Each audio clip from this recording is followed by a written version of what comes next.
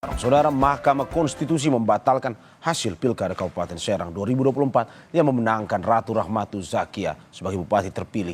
Ratu Rahmatu Zakia merupakan istri Menteri Desa Yandri Susanto.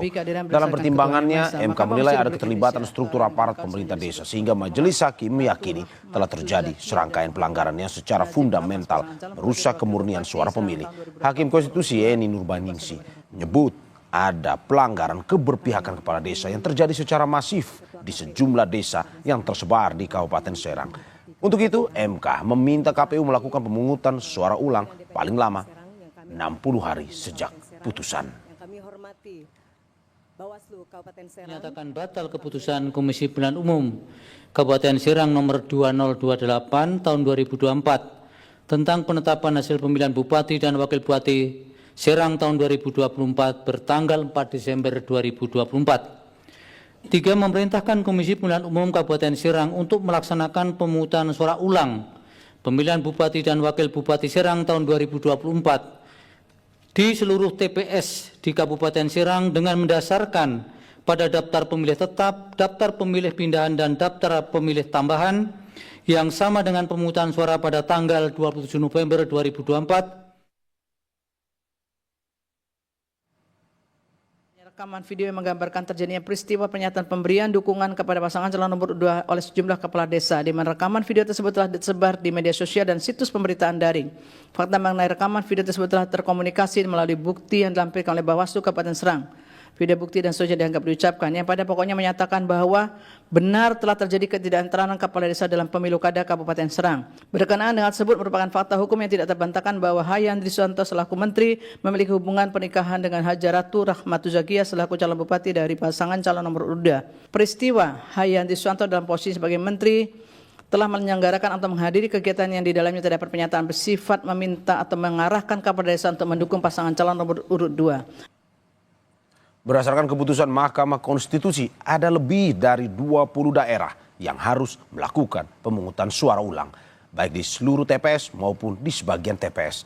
Di antaranya Provinsi Papua, Kabupaten Pasaman, Kabupaten Bovendigul, Kabupaten Barito Utara, Kabupaten Tasikmalaya, Kabupaten Magetan, Kabupaten Serang, Kota Palopo, Kota Banjarbaru, Kabupaten Kutai Kertanegara, Kota Sabang, Kabupaten Siak, Kabupaten Gorontalo Utara, dan Kabupaten Bengkulu Selatan.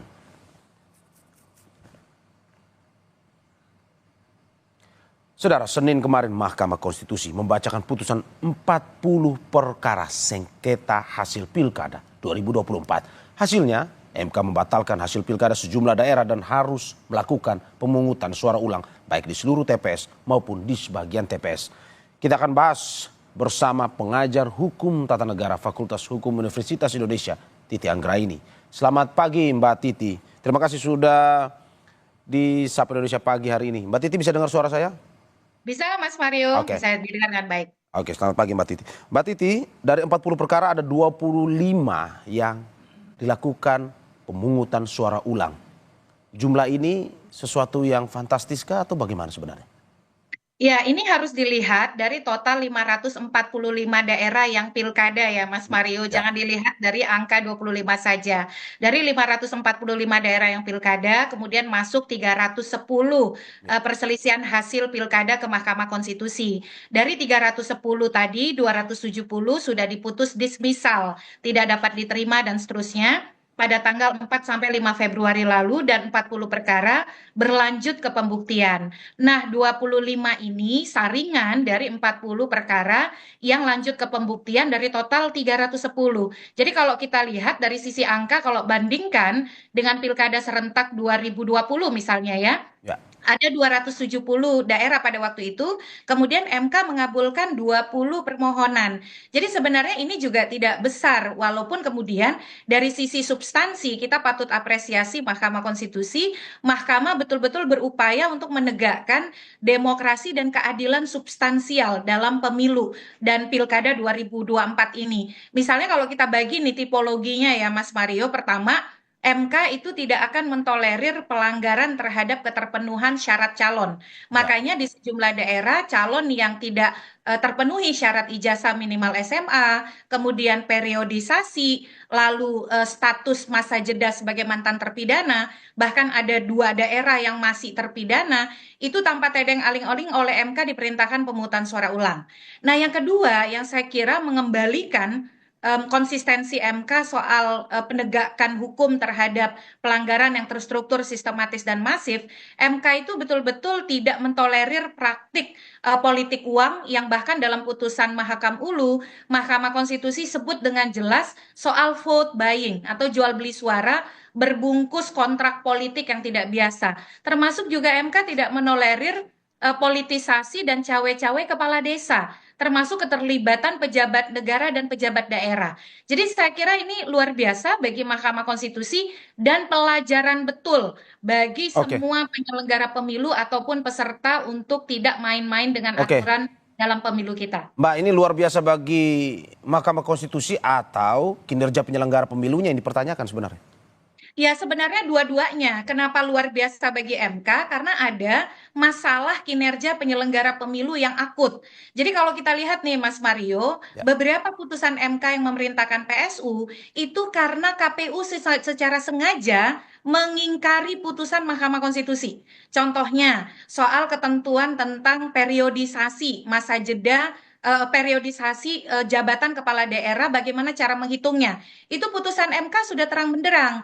Misalnya tidak membedakan jabatan yang dilantik ataupun yang faktual atau real, tapi KPU mengatur berbeda. Lalu kemudian meloloskan terpidana ataupun kemudian mantan terpidana yang belum lewat masa jeda. Termasuk juga ada rekomendasi dari Bawaslu yang alih-alih justru meluruskan aturan main, justru malah meloloskan terpidana dalam kontestasi pilkada. Termasuk juga tidak cermat, tidak profesional, akhirnya meloloskan orang yang tidak memenuhi syarat pendidikan. Termasuk juga soal prosedur di TPS yang tidak sesuai dengan aturan main, tapi tetap kemudian berjalan karena ada banyak persoalan. Misalnya pelatihan yang tidak maksimal, aturan main yang turun injury time atau mepet dengan waktu pelaksanaan hari H.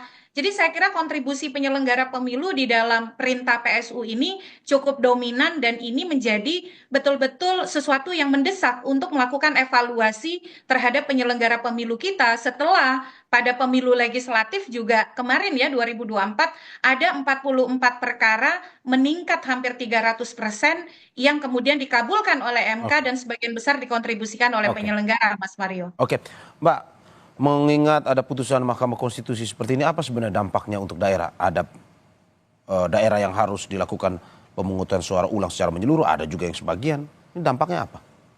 Ya, saya kira memang ini pil pahit yang harus ditelan karena kita menegakkan pemilu dan demokrasi yang konstitusional. Jadi jangan disalahkan oleh MK. Justru akan lebih buruk kalau kemudian Mahkamah Konstitusi tidak menegakkan demokrasi konstitusional. Ini adalah konsekuensi karena adanya pelanggaran atau penyimpangan. Oleh karena itu negara perlu memberikan dukungan dengan memastikan tidak ada hambatan dalam implementasi berbagai perintah PSU yang diputuskan oleh MK.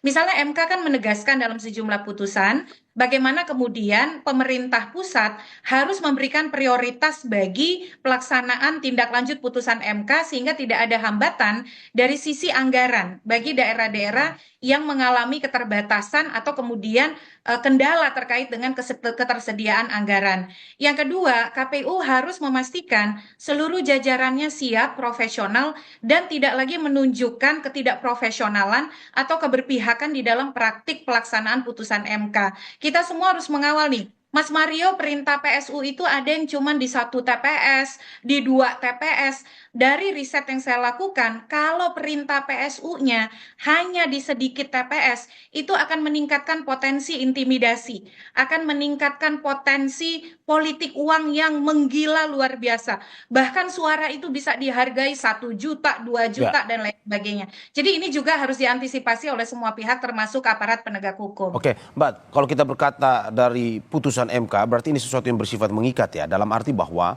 harus dilakukan pemungutan suara ulang di saat pemerintah sedang menggencarkan efisiensi anggaran tersebut.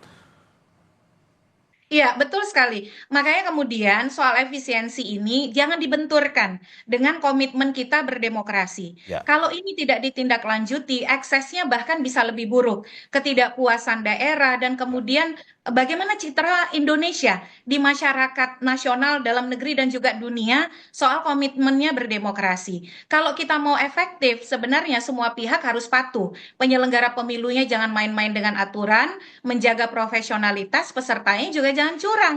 Ini kan lagi-lagi Mas Mario, ini pil pahit yang harus kita telan karena kita ingin menegakkan demokrasi yang betul-betul seutuhnya, yang konstitusional. Dan negara saya kira harus menunjukkan komitmennya karena ini akan lebih baik bagi daerah, bagi masyarakat dan juga komitmen Indonesia dalam berdemokrasi. Oke, Dan ini jadi pelajaran ke depan supaya tidak berulang kembali begitu. oke, Mbak. Penegasan saja bahwa memang dengan adanya putusan Mahkamah Konstitusi ini segala sesuatu yang berhubungan dengan daerah yang tadi berperkara di Mahkamah Konstitusi harus diulang, baik itu pemungutan suara secara menyeluruh ataupun sebagian. Betul sekali, harus diulang. Dan di dalam Undang-Undang Pilkada itu disebutkan pembiayaan pilkada dapat disokong atau ditopang oleh APBN. Jadi Oke, pemerintah pusat juga harus segera berkoordinasi, terutama Kementerian Dalam Negeri, untuk memetakan kondisi keuangan masing-masing daerah. Jadi kalau memang ada daerah yang mengalami hambatan dalam ketersediaan pembiayaan pilkada ulang atau PSU ulang ini, maka pemerintah pusat harus berkontribusi karena ini bagian dari amanat konstitusi dan amanat undang-undang kita. Jangan sampai kemudian ada penyimpangan, upaya untuk menggeser atau kemudian menyimpangi pelaksanaan putusan MK dengan berbagai tafsir atau dalih. Putusan MK sudah sangat terang benderang, Mas Mario, tidak ada celah untuk tidak melaksanakan putusan Mahkamah Konstitusi. oke, Mbak, ini terakhir. Bahwa banyak sekali alasan-alasan pada akhirnya MK memerintahkan untuk pemungutan suara ulang.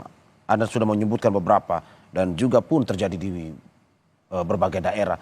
Bagaimana ke depan evaluasinya, solusinya untuk nantinya hal-hal tersebut tidak terulang lagi.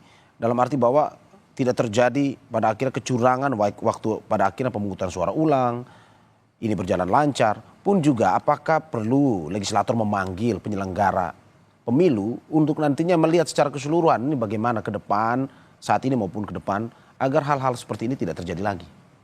Ya, saya setuju ya bahwa satu penyelenggara pemilu kita itu independen, tapi dia tidak bekerja di ruang hampa. Dia harus patuh pada konstitusi dan undang-undang.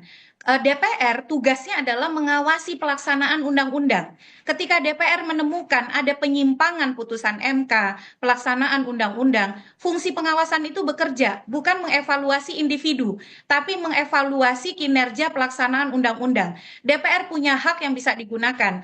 Tahun 2009, DPR pernah menggunakan hak angket untuk kemudian mengevaluasi kinerja pemenuhan hak konstitusional warga negara. Saya kira kita harus bersungguh-sungguh ya terkait dengan penekanan supaya penyelenggara pemilu kita tidak bermain-main dengan aturan. Di pemilu 2024 ada banyak persoalan soal ketidakpatuhan pada undang-undang dan putusan MK yang juga berujung pada perintah pemungutan suara ulang. Ini akhirnya negara dan masyarakat mengalami kerugian karena ketidakpatuhan penyelenggara. Saya berharap ini bisa dievaluasi secara serius oleh DPR berbasis kelembagaan, bukan individu per individu di dalam ruang tertutup ya, tetapi dilakukan terbuka dan dimintai akuntabilitasnya karena memang undang-undang pemilu juga memungkinkan DPR untuk menjalankan fungsi itu dalam memastikan praktik pilkada yang luber dan Oke. demokratis, Mas Mario. Ya, terima kasih pengajar hukum tata negara Fakultas Hukum Universitas Indonesia Titi Anggrani atas apa yang disampaikan pada hari ini. Semoga memberikan evaluasi kepada penyelenggara pemilu untuk tidak lagi mengulang apapun yang menjadi koreksi pada tahun ini untuk penyelenggaraan pemilu selanjutnya. Terima kasih Mbak, sehat-sehat selalu.